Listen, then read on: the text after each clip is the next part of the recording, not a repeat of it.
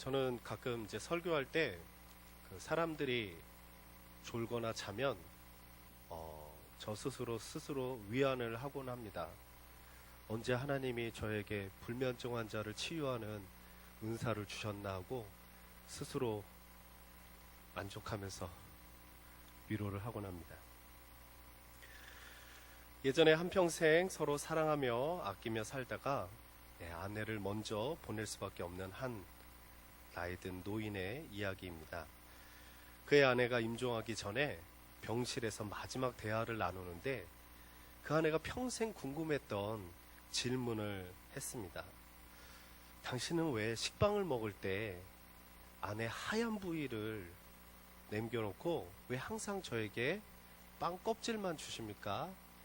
다른 것은 저에게 그렇게 사랑해서 가장 먼저 주면서 왜 그 빵 껍질, 식빵 먹을 때만 그러냐고.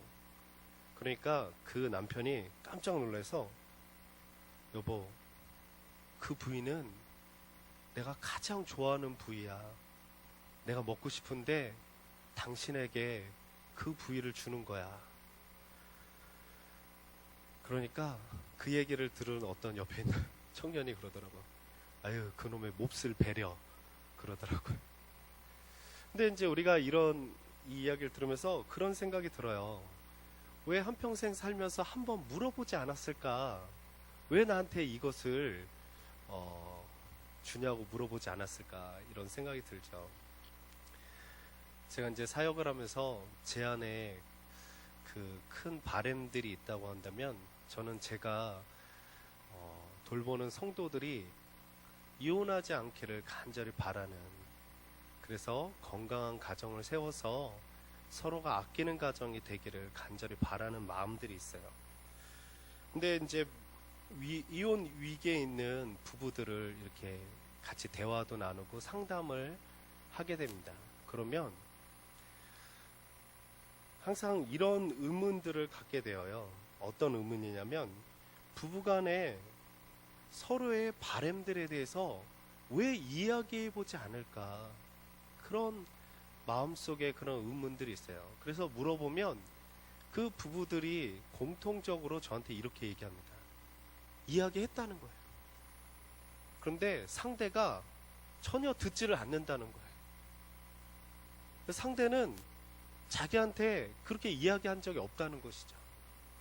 누구 말이 옳을까 고민이 참 되죠.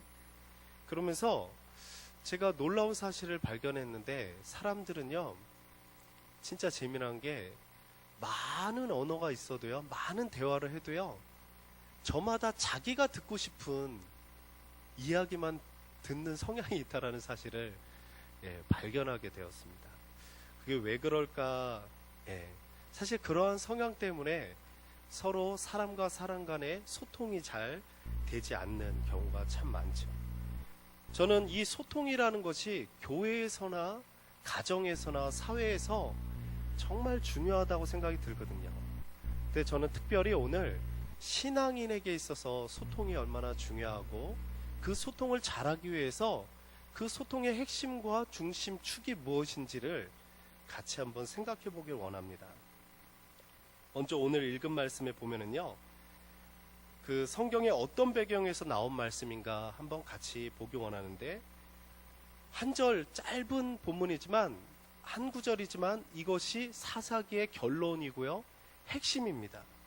다시 한번 읽으면, 그때 이스라엘의 왕이 없으므로 사람이 각기 자기의 소견에 옳은 대로 행하였더라. 왕이 없기 때문에 저마다 자기가 옳은 대로 행하였다는 것이죠. 이 말을 다르게 얘기하면 소통이 되지 않았다는 것입니다. 이것은 우리가 교회뿐만 아니라 가정에서 어느 곳에서나 소통이 되지 않는 원인이 있는데, 저는 그것을 오늘 신앙의 관점에서와 좀 더 자세하게 사회학적인 관점에서 조금 보기 원해요.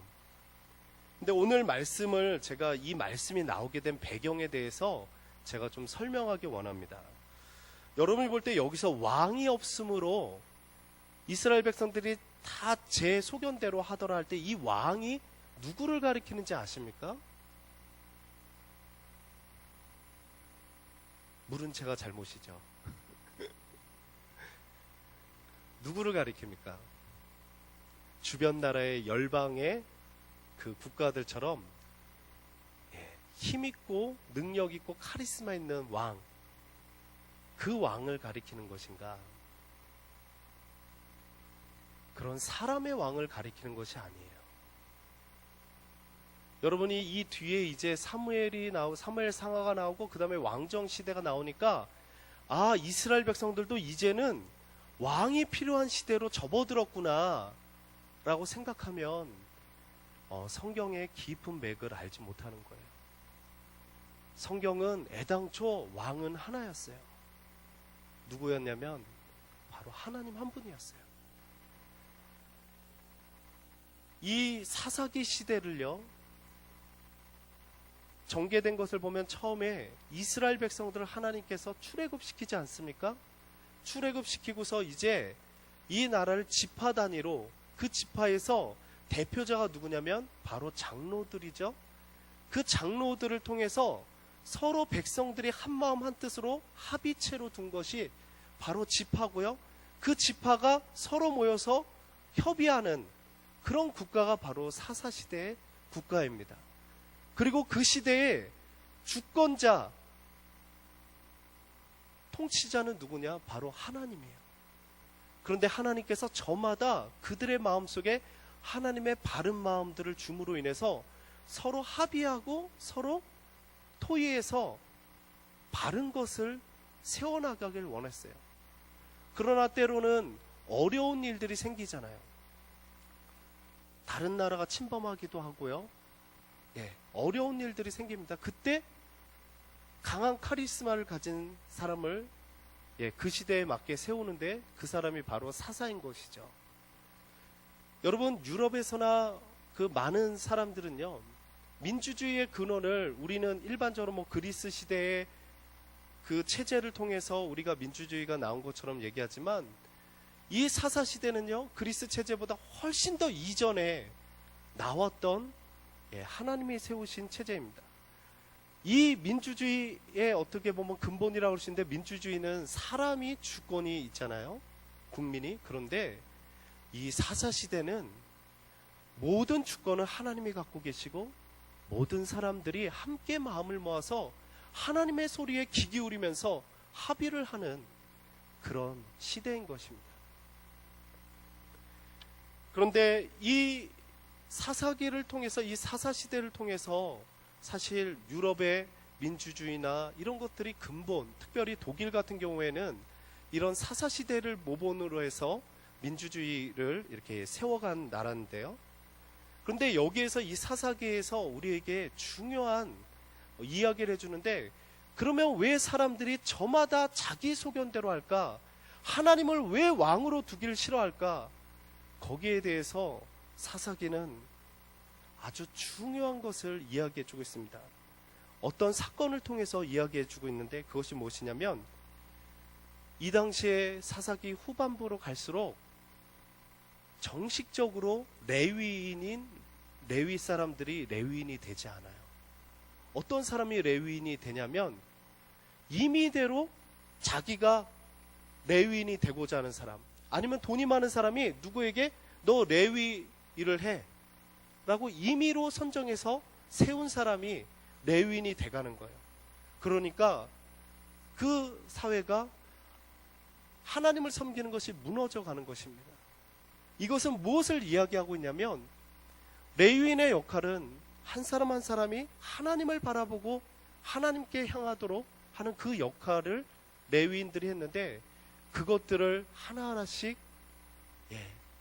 정식 레위인들이 아닌 사람들이 차지하면서, 오늘날로 말하면 이단과 같은 사람들이 정식으로 성경에 대해서나 정식으로 신학을 하거나 이런 사람들이 아닌 사람들이 자기의 소견대로 성경을 읽어가더라는 것이죠. 자기의 소견대로 성경을 해석해 가더라는 것이죠. 제가 나중에 여러분하고 기독교에서 말하는 게 무엇이고 신천지에서 말하는 게 무엇인지 제가 한번 오후 때 한번 제가 강의를 좀 하려고 해요. 왜냐면 그때는 신천지에게 안 걸려 넘어지는 법만 쭉 가르쳐줬는데 사실 성도들은 뭐가 다른지를 더 알고 싶어하는 마음들이 참 많이 있거든요. 근데 어쨌든 그렇게 이제 사사시대가 끝마무리되면 너무나도 이해되지 않는 행동들이 막 나오기 시작하는 거예요. 그 대표적인 사건이 어떤 사건이냐면요, 한 레위인이요, 자기 아내가 친정으로 도망을 갔어요. 왜 도망간지 이유가 안 나와요. 근데 그 레위인이 친정에 가서 그 아내를 설득해서 데려오는 거예요. 근데 장인어른이 계속 만류하는 거예요. 다음날 가라, 다음날 가라. 그 다음날 되면 또 다음날 가라 하는 거예요. 도저히 이해가 안 되는 거예요. 그래서 도저히 안 되겠다 싶어서 낮에 이제 데리고 나옵니다. 그래서 이제 가다가 보니까 다른 마을에 갔는데 그 마을에 저녁이 되어서 도착한 거예요. 그러니까 저녁이 돼서 도착하니까 어디 기거할 곳이 없잖아요. 그래서 밖에서 있는데 한 사람이 와서는 이 밖에서 있으면 위험하니까 우리 집에 들어가자고. 그래서 우리 집에 초대했습니다. 초대하고서 이제 한참 있는데 막 밖에서 문에 쾅쾅쾅쾅 두드리는 거예요. 그러면서 뭔가 그 주인이 보니까 그 레위인을 끄집어내라는 것이죠. 소돔과 고모라에서 있었던 일처럼 그 레위인을 끄집어내라는 거예요. 이유가 뭐냐면 우리가 관계를 갖겠다는 거예요. 바로 성관계를 갖겠다는 것이죠. 그러니까 이 시대가 굉장히 동성연애가 난무했던 시대예요. 그런데 그때 당시에 어떤 사람들에게 어떤 생각이 있냐면 손님을 대접하는 것은 혹시 신을 대접할지 모르는, 그래서 손님을 박해하거나 함부로 대하는 것은요 저주받는 짓이었어요. 그래서요 아브라함도 손님을 잘 대접하는데 그 손님이 바로 누구였냐면 천사였죠. 그런 전통이 있었습니다. 그런 문화가 있었어요. 그런데 이 레위인을 끄집어내라는 거예요. 그러니까 그 주인이 레위인은 줄 수 없다, 그 사람은 줄 수 없고 남자는 줄 수 없고 그 처를 밖으로 내보낸 거예요. 사실 저는 이해가 안 될 거예요. 왜 그렇게 아내를 설득해서 데리고 왔는데 처만 내보냈을까? 그런 비열한 사람이 있을까? 근데 그 아내를 그 소인배들이 욕보이고 난 뒤에 그 여인이 죽습니다. 그리고 레위인이 그것을, 그 자기 아내를 토막을 내서 11토막으로 각 지파에다 12토막으로 각 지파에다 보냈어요. 보내고 난 뒤에 사람들이 이게 무슨 일인가 하고서 다 모이기 시작했어요. 그래서 그때서야 얘기를 하는 것입니다. 뭐라고 얘기하냐면 이런 일 때문에 내 아내가 죽게 됐고 내가 당신들에게 이것을 심판하도록 요청한 것입니다. 그래서 모였어요. 그래서 베냐민 지파에게 그 사람들을 데리고 나와라. 그러니까 베냐민 지파가 그 사람들을 내어주지 않았어요. 그러니까 다른 지파 11지파가 그 베냐민 지파를 몰살하는 것을 보게 됩니다. 그러면서 이 레위기는 25절에 결론을 이렇게 내립니다. 그때 이스라엘에 왕이 없으므로 사람이 각기 자기의 소견대로 옳은 대로 행하였더라. 여기서 왕이 없다는 것은 아까 이야기한 것처럼 열강의 왕을 말하는 것이 아닙니다.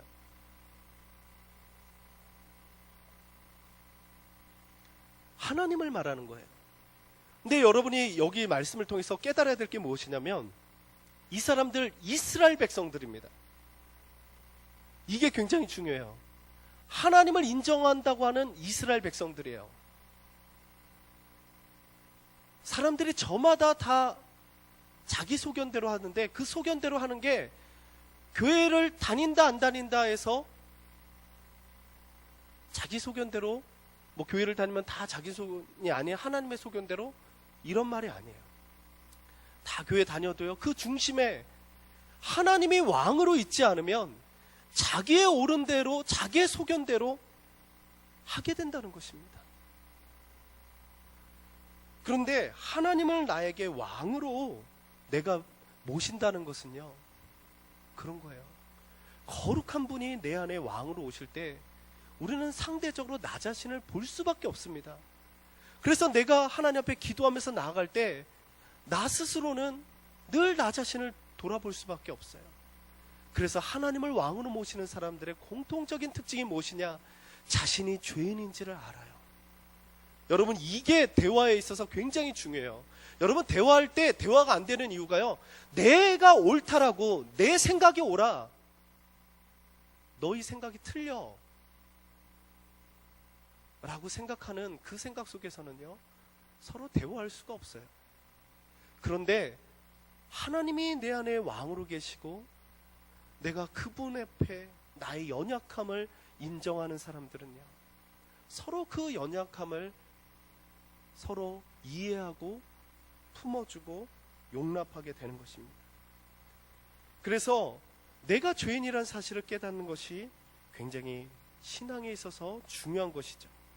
그 다음에 이 하나님을 왕으로 모신 사람들에게 있어서요, 또 중요한 소통의 핵심인데 바로 타인의 입장에서, 상대의 입장에서 생각해 보게 되는 것입니다. 내가 다른 사람의 입장에서 생각해 보면은 때로는 이해되지 않는 부분들이 이해가 참 많이 돼요.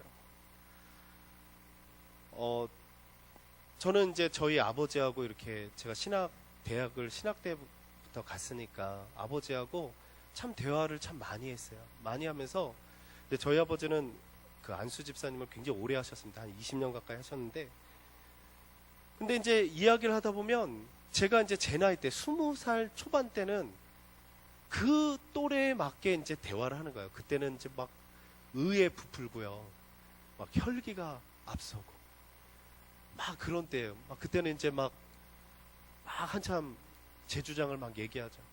아버지는 이제 아버지의 입장을 얘기합니다. 그렇게 사실 어떤 문제를 놓고서 어떻게 보면 20몇 년을 같이 이야기했어요.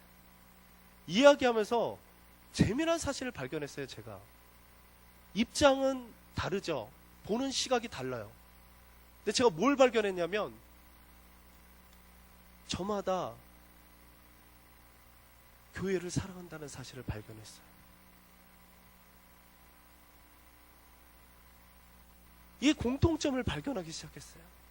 아, 내가 보지 못하는 부분을 저 아버지는 보고 나는 사역자로서 이 부분을 보지만 그 안의 중심에는 공통적인 교회를, 공동체를 사랑한다는 사실을 발견했어요.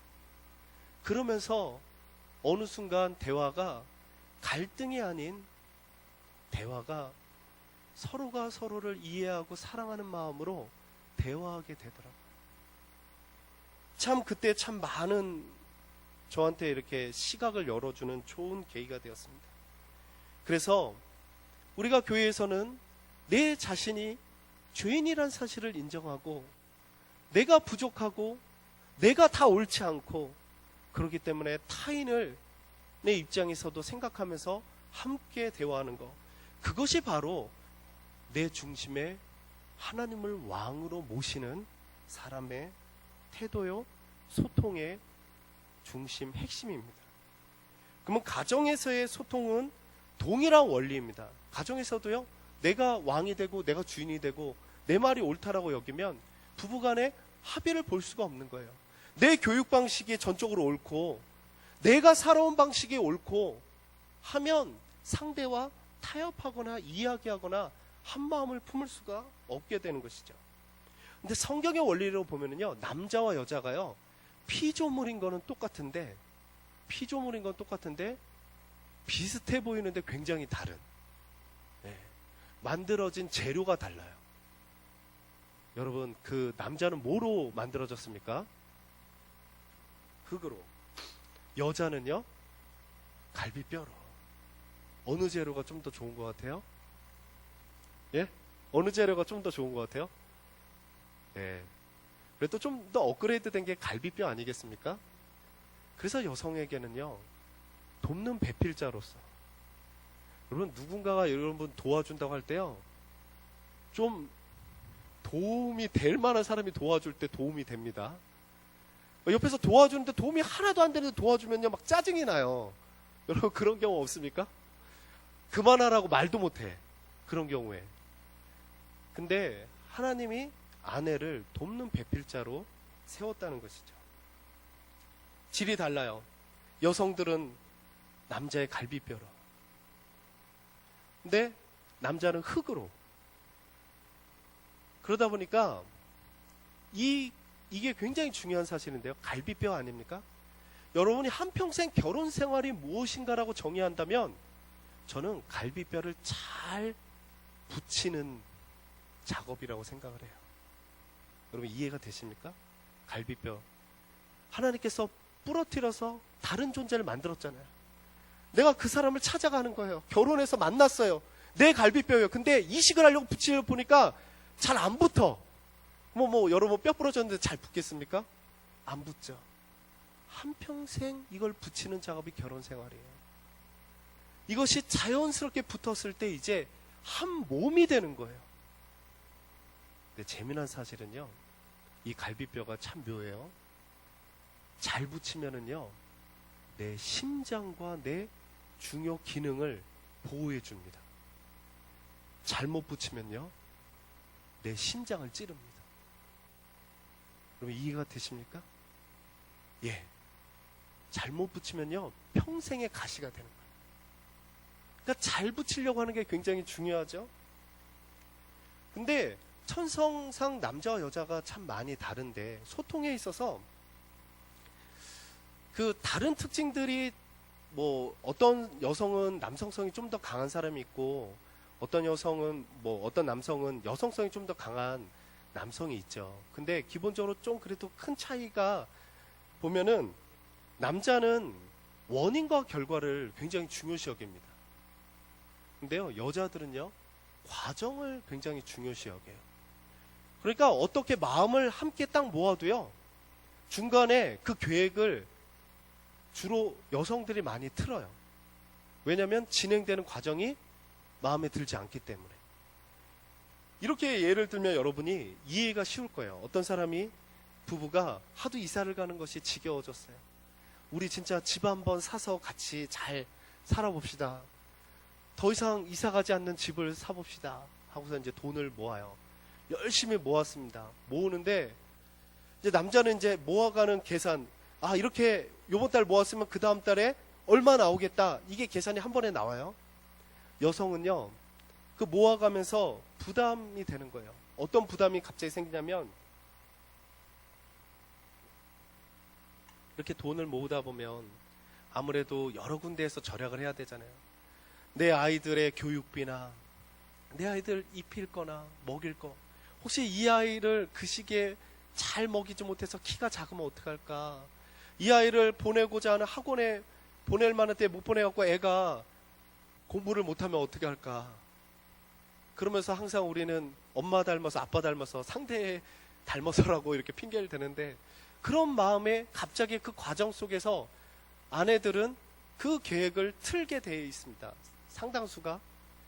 근데 여기서 남성의 태도가 굉장히 중요하거든요. 남성이 만약에 결과론적으로만 이렇게 모으면 우리 집이 곧 조만간 생기게 돼. 그거 중요치 않아. 우리가 얼마 지나면 우리 집이 생긴단 말이야.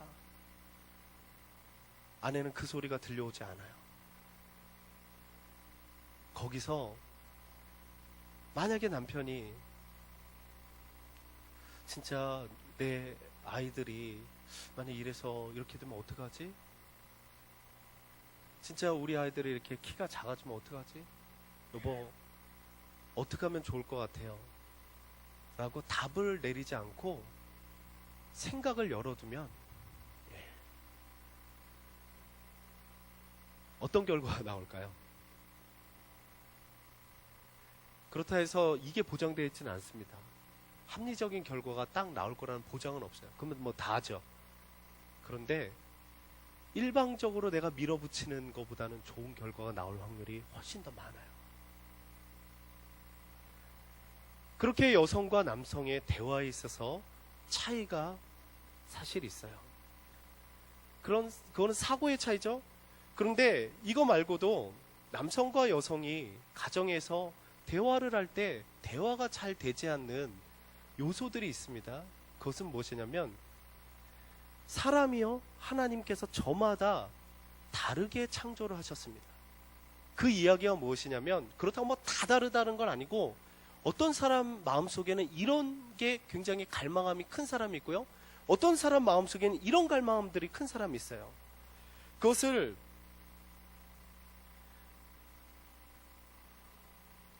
게리 체퍼먼 같은 경우에는 이제 5가지 사랑의 언어로 이렇게 좀 분류를 해놨는데, 제가 여러분에게 좀 이게 내용이 참 좋아서 한번 소개를 하기 원하는데요. 그 사람은 사람에게 제1의 사랑의 언어가 있다고 얘기해요. 그 말은 뭐냐면, 자기가 이것을 들었을 때 그 마음 속에 굉장히 삶의 희망과 소망함들이 느껴지는 그런 요소가 있는 거예요.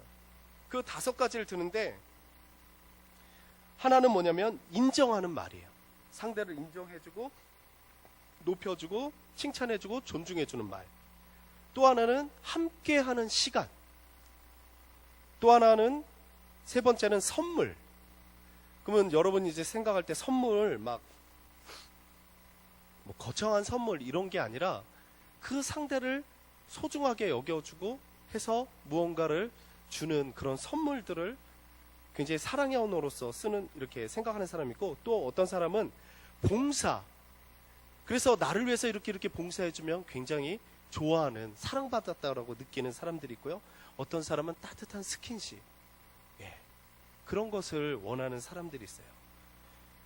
그런데요, 이 처음에 제가 얘기한 거 인정받는다는 것은요, 그런 거예요. 내가 아내에게서는 남편에게 있어서는 아내가, 어떻게 보면 아내에게 있어서는 아내에게 있어서는 남편이 나를 굉장히 사랑할 만한 존재로 봐주길 원해요. 그렇게 칭찬해 주길 원하고요. 그렇게 나에게 따뜻한 말을 해주길 원해요. 그런데 그게 아닌 다른 것으로 나에게 사랑의 언어를 전할 때 이게 어긋나게 되는 거예요. 제가 한 예를 들어보면요, 어느 커플이 이렇게 얘기하는 거예요. 남자가, 나는 내 아내를 사랑해서 내가 그를 위해서 가사 분담도 하고 도와주고 여러 가지 일들을 나눠주는데 아내는 그것을 그렇게 고마워하지 않는다는 거예요. 그리고 당연시 여긴다는 거예요. 근데 그 아내하고 이야기해보면 그 아내는 좀 내 남편이 나에게 좀 따뜻한 말로 정말 당신 너무나도 이쁘다고, 뭐 덜 이뻐도 이쁘다고 해주고, 예? 비록 지나가는 다른 여인이 더 이쁘다 해도, 예? 그렇게 그 사람이 뭔가 정말 사랑받을 만한 존재라고 느끼도록 그렇게 칭찬도 해주고 인정을 해주면 좋으련만 그 남편은 그것이 익숙하지가 않은 거예요.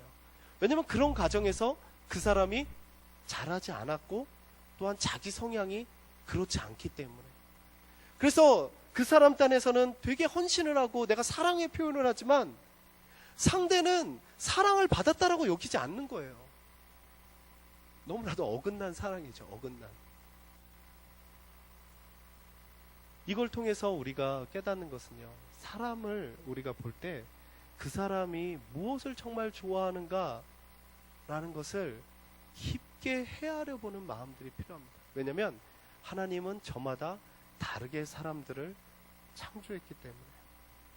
그래서 오늘 말씀의 소통에 있어서 결론을 내리면, 교회에 있어서나 가정에 있어서 제일 소통에 있어서 중요한 것은요, 진짜 하나님을 나의 왕으로 모시는 것입니다. 주권자로서. 그 주권자로 모신다는 것은요, 내가 하나님을 바라보면서 내가 죄인임을 깨닫는 거예요. 여러분, 제가 청년 때 제일 많이 실수했던 게 뭐냐면, 내 머릿속에 생각하고 있는 의로, 내 마음속에 생각한 의로 다른 사람을 수없이 정죄했던 것이 참 많이 회개돼요. 그러면 살아가면서 뭘 깨닫는가? 내 스스로가 죄인임을 깨닫습니다. 내 스스로가 부족한 자임을 깨닫습니다. 내가 반드시 나는 이거 할 거야 라고 하고서 별로 지켜본 것이 별로 없음을 깨달아요. 난 절대 안 해. 절대라는 단어를 쓰는 것 자체가 사단에게 너는 그걸 절대 하게 될 거야 라는 유혹을 주는 거나 마찬가지라는 걸 깨달아요. 겸손하게 하나님 앞에 나 자신을 바라보는 거. 그래서 우리가 신앙생활을 한 해, 두 해 하고 나면 10년이 지나고 20년이 지나고 성숙을 어디서 찾느냐? 그것은 내 마음을 얼마만큼 객관적으로 바라보는가. 그것을 많이 본 사람들은요, 누군가가 나에게 뭐라고 나를 찌르는 말을 해도요, 여유로움이 생깁니다. 왜냐? 내가 같이 한평생 바라봤기 때문에. 그런데 내가 그걸 바라보지 않고 온통 마음에 감추고 있다가 어느 순간에 누군가가 나의 그 마음을 딱 찌르잖아요? 그러면 그 마음에 팍 찔려가지고 상처가 확 되는 거예요. 두고두고 미워지는 거예요. 그래서 우리가 신앙인으로서 우리가 누군가와 대화할 때 항상 내가 죄인임을 깨닫고, 그 다음에 내가 타인의 입장에서 생각해 보려고 하는 거. 내가 다 옳지 않기 때문에 타인의 입장에서 생각해 보는 거. 가정에서는 마찬가지입니다. 남녀가 다르게 차이로 태어났다는 거. 자꾸만 내 아내를, 내 남편을 나의 스타일로 자꾸만 껴맞추려고 하지 마십시오. 그러면 어긋나게 되어 있습니다. 서로가 서로를 용납하고 이해하려고 하는 노력들. 그런 면에서 좀 더 체계적으로는 사람마다 자기가 바라는 언어들이, 사랑의 언어들이 다르게 있을 수 있다는 것. 그래서 그런 부분들을 같이 한번 항상 이렇게 이야기해 보려고 하는, 부부간에 이야기해 보려고 하는 그런 노력들이 참 중요해요. 그럴 때 여러분이 이 갈비뼈가 잘 맞아서 나를 보호해주고, 또 이 갈비뼈의 주인을 내가 잘 만나서 한 몸이 되어서 이 몸 전체가 함께하는 그런 행복을 누릴 수 있게 되는 것이죠. 하나님께서 우리에게 오늘 이 말씀을 통해서 말씀하십니다. 너희 중심에 과연 나를 왕으로 섬기고 있는가? 그것을 우리의 삶 가운데 물어가면서 하나님께서 나의 삶의 왕이 되시도록 그 자리를 내어드릴 수 있는 우리 모두가 되기를 주님의 이름으로 축원합니다.